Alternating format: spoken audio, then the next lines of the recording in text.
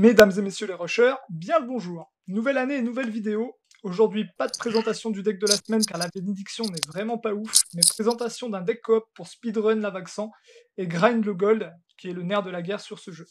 Pour m'accompagner, Tom Hardy, membre des TTF et constamment dans le top 50 monde. Salut Tom. Salut Ascol, bonjour les rushers. Nous allons donc vous présenter le deck tireur d'élite bagarreur. Ce deck ne demande pas d'avoir un support pour vous accompagner, et c'est ce qui le rend vraiment fort, et permet d'être très rapide sur les vagues. Trêve de bavardage, on va lancer une coop directement pour vous montrer un petit peu la puissance de ce deck. Hop, je t'invite Tom. Allez, c'est parti. Let's go.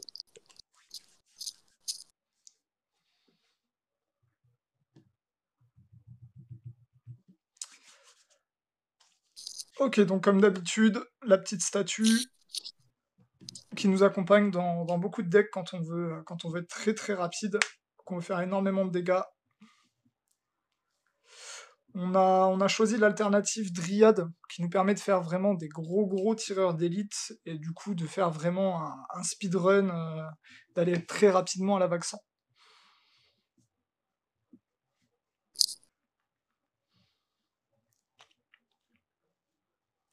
Au niveau des cases, t'es comment toi? Au niveau des cases, je pourrais en toucher 3. Et par contre, là, ce que j'attends, c'est un classique. D'ailleurs, tu vas pouvoir peut-être le faire, c'est tout de suite mettre un bagarreur P2. C'est l'avantage de la Dryade, Ouais. pour vraiment pas se bloquer, vu que des fusions sont obligatoires à certains moments. Et vous vous doutez bien qu'on veut pas monter un P2 en P3. Sauf celui que tu viens de mettre dans la case éventuellement, là. Donc ça, effectivement, voilà. Moi, j'ai mon deuxième. Je vais pouvoir tout de suite utiliser une Dryade. Et quand j'ai un 1 et un 2, à partir de là, on est plutôt tranquille. Il faut juste bien placer ses tourelles et placer autour.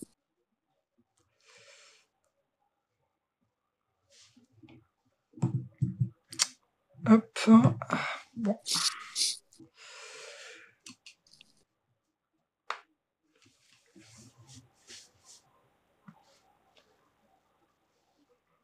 J'ai l'impression que le mana avance pas des masses. T'es bien en robe de mage, Thomas? Ouais. Ok.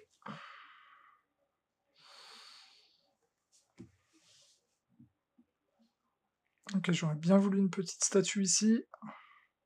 On va aller Moi, j'en ai manger. placé une. Bon, elle est sur la case jaune, mais elle touche effectivement 2 cases. Vu que les cases sont assez importantes sur le tireur d'élite, l'avantage de ce deck, pour ceux qui ne le savent pas, hein, c'est que le tireur d'élite, avec l'arrivée des talents, permet effectivement, une fois qu'on débloque le talent 1, où la plupart du temps on doit pouvoir le faire avec les quelques orbes qu'on a reçus, hein, c'est d'avoir en fait la capacité de mettre 105% au boss quand on est en furie. Hein, quand on est en furie, il s'active effectivement avec quelques flammes, le tireur d'élite, et donc il met 105% de dégâts en plus au boss. Donc ça fait très mal. Donc cumulé après à gadget, si on a gadget, aux cases, au fait de le mettre sur statut, vous allez voir que ça fait vraiment la différence, quoi. De toute façon, vous allez constater, on risque de one-shot absolument tous les boss, je pense jusqu'à la vague 90, à peu près. Donc même les tribunals, en général, auront pas le temps de nous nerf. Tout à fait. Bon, je vais construire autour de ça. Ah, la statue 3 fait pas mes affaires. Quoique. Tu peux éventuellement partir dessus si tu laisses tomber ta case. Ouais. Surtout vu ce que tu viens de faire. Par contre, il faudra sortir un P1. Ouais, ça devrait aller, j'ai un peu de mana. Tiens, Voilà. regarde, il est Voilà, là. ce que tu avais là, voilà, nickel. Tu avais la possibilité éventuellement de faire un P3, ce qui est le truc ultime, avoir un 1, un 2, un 3 et 6 cases de libre. Et avec ça, on peut quasiment pas se bloquer mathématiquement sur les bagarreurs. Je vais essayer d'accélérer un petit peu, moi. Je vais manger ici. Ok. On va manger ça. Et on va manger ça. Ok. Bon, il faut encore que je pose une tour. Ah, est-ce que je partirai pas sur celle-ci du coup? Je vais quand même voir ce que je drop. Ok, et ben écoutez, on va changer de strat. Donc pour le coup, les dryades, on vous invite plus à les mettre sur les statues dans un premier temps. Tout à fait. Hop. On va les booster là. Vu que j'en ai déjà 3.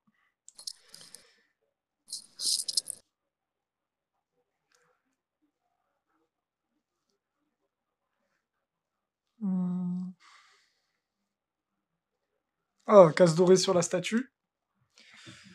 Toujours J'ai beaucoup de la même, chance hein, quand je run avec toi. Toujours. c'est c'est clair.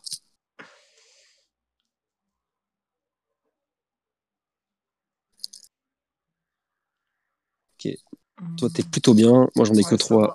Il Ça faut va, encore ça que je va. sorte des choses. Est-ce que je vais manger le 2? Est-ce que je vais manger le 1? Non, je vais Ok, manger le 2 ça parce c'est que je voulais libérer la place près de la statue.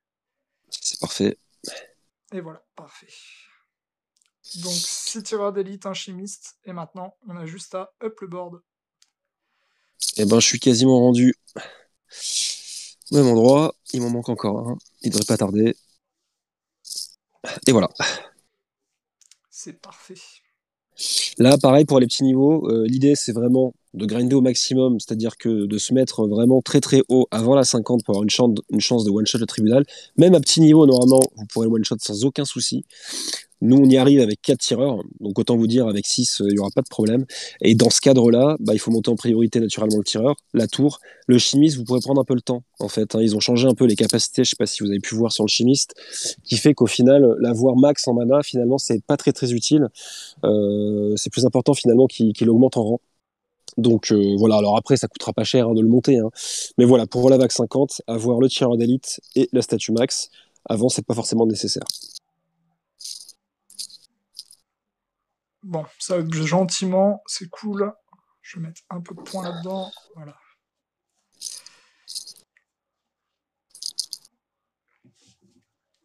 Donc il existe beaucoup de variantes à ce deck.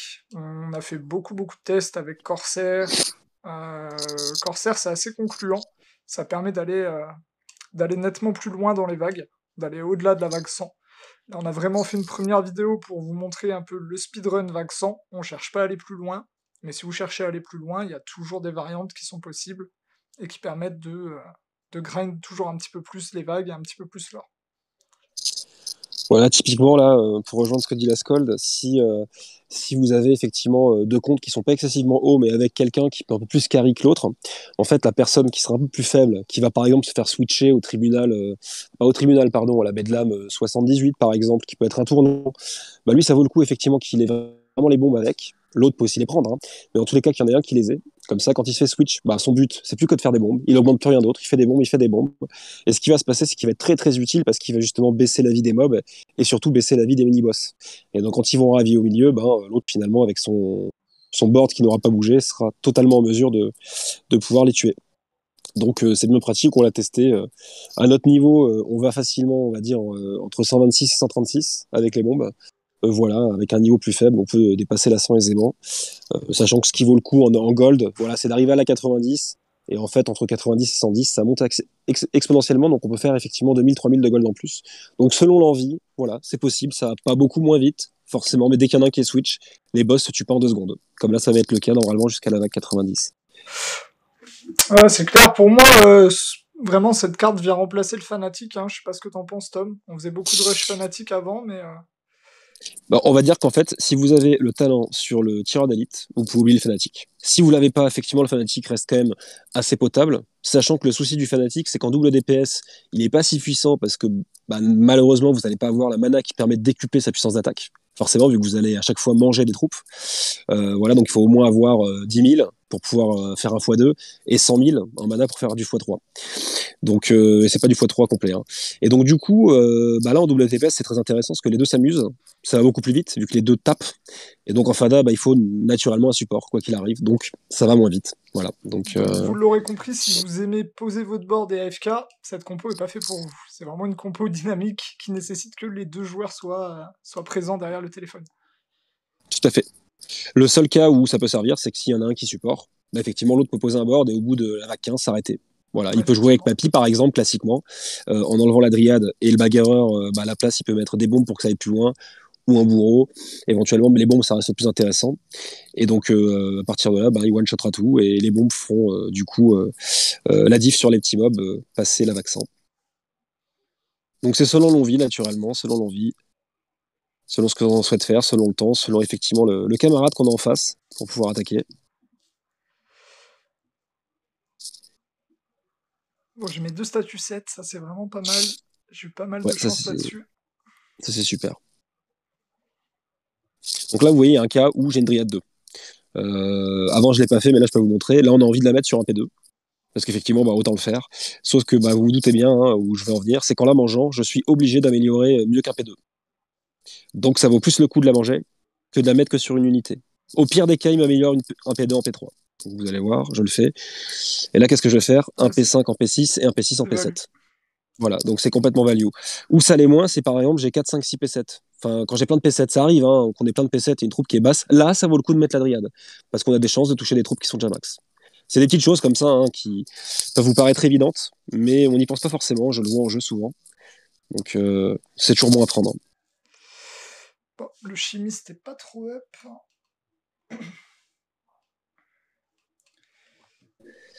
Oui, le chimiste est un petit peu bas. Ce que je disais avant, là, ce qui est important, c'est son rang. Bon, je pense que ça nous empêchera pas de one-shot le tribunal. Je sais pas Non, si vous avez non, fait non. attention précédemment. Bedlam, sorcier, c'est... Au final, ce qui nous prend le plus de temps sur les runs comme ça, c'est les vagues, hein, tout simplement. C'est Quand ça. on aura les mobs anti-crit, vous allez voir, ça devient un petit peu plus long. Pas tendu, mais un peu plus long, ouais. Sachant qu'avec un Fana, ça reste aussi un peu plus long. Alors, un peu moins parce qu'il tape plus fort, vu que le bagarreur n'a pas sa capacité sur les mini-boss, qu'ils soient anti-crit ou pas. Sachant qu'avec le Talentron, on la débloque pour 6 secondes. Donc là, nous, on l'a pas personnellement. J'ai qu'une hâte, c'est de l'avoir. Mais alors là, par contre, effectivement, ça décuple encore la puissance de ce deck. Sachant que au talent 4, là, par contre, il a effectivement un buff de 500% de dégâts sur les boss, qui s'active avec 7% de chance. Donc si on les cumule avec tous les tireurs d'élite, avec les tours, avec la vitesse de gadget, etc., vous aurez bien compris que ça va faire très très très mal. Mais on peut déjà y jouer avec le talent 1, vu que le 2 n'est pas très intéressant. N'est d'ailleurs pas du tout intéressant en coop. Vu qu'il y en a un qui est désactivé pour la coop, et l'autre, c'est quand on fait une fusion effectivement de tireurs d'élite, ça les stunt un petit peu. C'est ça. Donc c'est Ne vraiment pas vous très intéressant. précipitez pas, débloquez juste le talent 1 et gardez un petit peu vos orbes. J'ai eu une info, je sais pas si c'est où est-ce que c'est sorti, j'ai lu ça sur Discord. A priori en février, il y aura une carte légendaire qui risque d'avoir son premier talent. Donc voilà, débloquez le talent sur le chasseur, mais n'allez pas plus loin. Le mettez pas max pour moi, pour l'instant ça sert pas à grand chose. Gardez un peu vos orbes, ça peut être sympa si jamais il y a un talent sur une nouvelle légendaire intéressant. Et comme vous avez vu, le tribunal ne nous On a l'a pas pas vu. touché, on l'a même pas vu. Ah, on est pas mal là. Ouais, le chimiste a pris 3 niveaux chez toi. Ouais. Les cases dorées, par contre, Ouais, ils sont on n'est toujours pas un petit vernis. peu. Hein. Ouais. Non, on n'est pas vernis. Surtout que, pareil, pour ceux qui ont Gadget 15, qui ont la chance de l'avoir, hein, vu que c'est vraiment pas donné à tout le monde, il faut vraiment y aller de sa poche, j'ai envie de dire. Oui, la case dorée rajoute effectivement un bonne vitesse qui fait aussi la diff. Si en plus le tireur d'élite est dans une case. Et d'ailleurs, on le ressent très très bien. Là, on peut moins le ressentir sur d'autres cartes. Sur le tireur d'élite, on le ressent vraiment. Et ça se voit notamment sur le fumage du boss.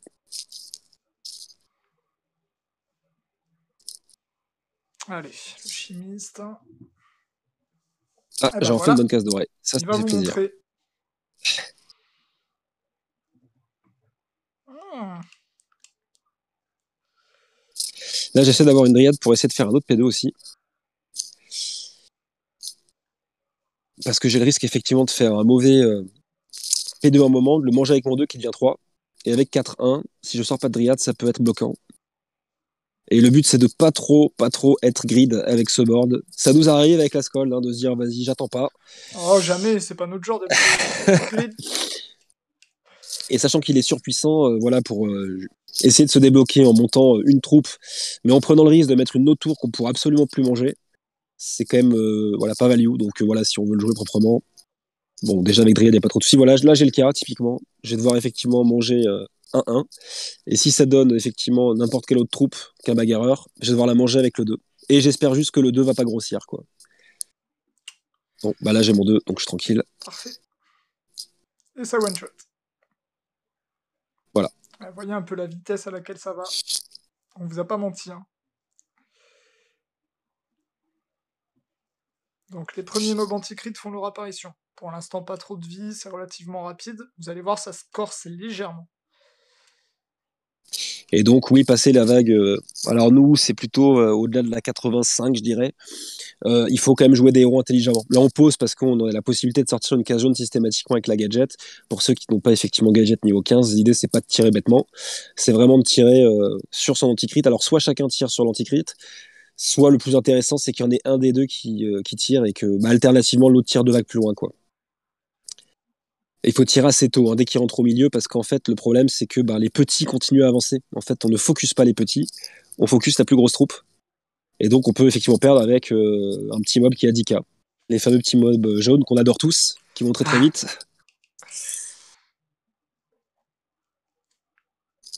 Le cauchemar des decks corsaires. Exactement. Qui vient péter toutes vos bombes alors qu'il y a l'anti-crit derrière. Vous connaissez, hein. Voilà. Alors là, pour les besoins de la vidéo, si on n'a pas le son, donc moi j'aime beaucoup jouer avec le son parce que je suis vraiment habitué. Ouais, Et donc on pose nos cartes et on peut éventuellement faire une bêtise, hein, c'est-à-dire qu'on pose typiquement au moment où il y a un tribunal, une tour, et au moment où on va la manger, le tribunal nous a baissé. Donc faut faire attention quand même quand on arrive au boss de pas poser de tour pendant ce moment-là. Ça mange pas de pain, c'est pas compliqué. Pas comme moi à l'instant, du coup. Voilà, moi je continue à poser là, parce que j'ai pas encore vu effectivement le petit message. Et il y a 2 minutes, il voilà. vous disait on n'est pas grid, on n'est pas grid. Hein. Là je m'arrête. Voilà. Voilà. Vous avez vu tribunal, ça dépop, vague 70, on s'est pas fait toucher. Voilà pourquoi ce deck est très puissant. Vous bâtissez, il n'y a rien qui vient détruire ce que vous êtes en train de construire pour le moment. Donc c'est vraiment ce qui le rend puissant. Et puis le côté double DPS, voilà. Les vagues sont relativement rapides. On est à 17 minutes de vidéo à peu près. J'ai dû parler pendant 2 petites minutes avant de lancer. Donc ça fait 15 minutes, vague 73, c'est relativement rapide. Sachant qu'en général, on en a fait 3 là ce week-end.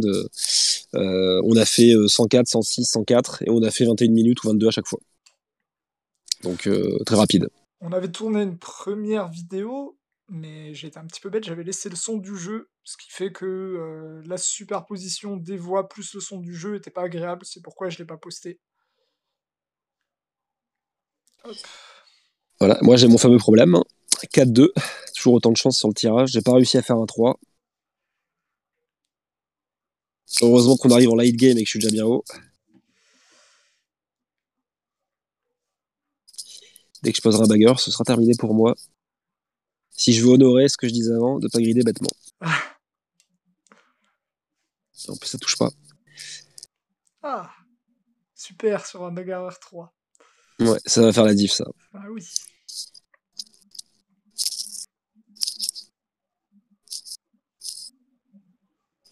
En théorie, le tribunal 82 ne bougera pas non plus.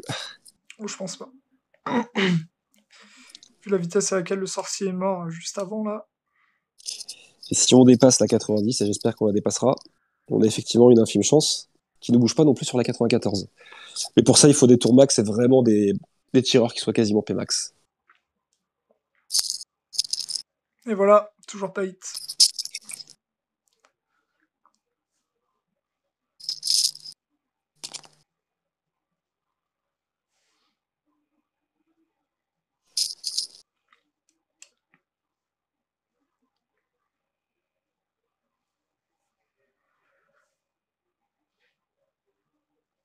On a enfin un run où ça part pas en grand n'importe quoi, Tom. Hein. Ouais, c'est vrai. C'est vrai. Mais moi, je sens le blocage qui arrive. Ça m'embête un peu. J'aurais bien voulu vous maxer le board. Pour l'instant, ça tient à peu près. Bon, de toute façon, ouais, il m'en reste 3 augmentés.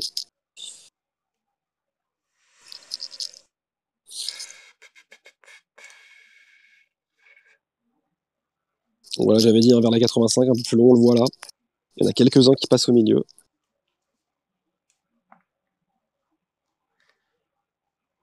Non, toujours pas, c'est pas grave. Et puis si jamais vous êtes bloqué, ça va vous arriver vers les vagues 80, forcément plus on avance et plus on a de chance effectivement de faire des bagarreurs. Dans ce cadre-là, il faut attendre en fait tribunal. C'est-à-dire que le tribunal en général vous baissera et donc il vous débloquera. Si jamais il vous débloque pas, il faut attendre marionnettiste qui passe, parce que si vous lourdez, le marionnettiste va vous bouger, c'est terminé. Et après le marionnettiste, vu qu'on revient sur les salves classiques de dompteurs qui sont pas trop dangereux ou de gorgones, là on peut tenter effectivement de poser pour essayer de sortir quelque chose. Donc c'est là, il va falloir commencer à user du gadget. Ce sera moi la prochaine fois. Hop. Là c'est moi qui manque de patates, avec un P5, un P4 et un P6. Et voilà, moi je suis bloqué. Donc je vais attendre ce que je vous disais, tribunal. Tribunal, si jamais prochain pas changer, boss.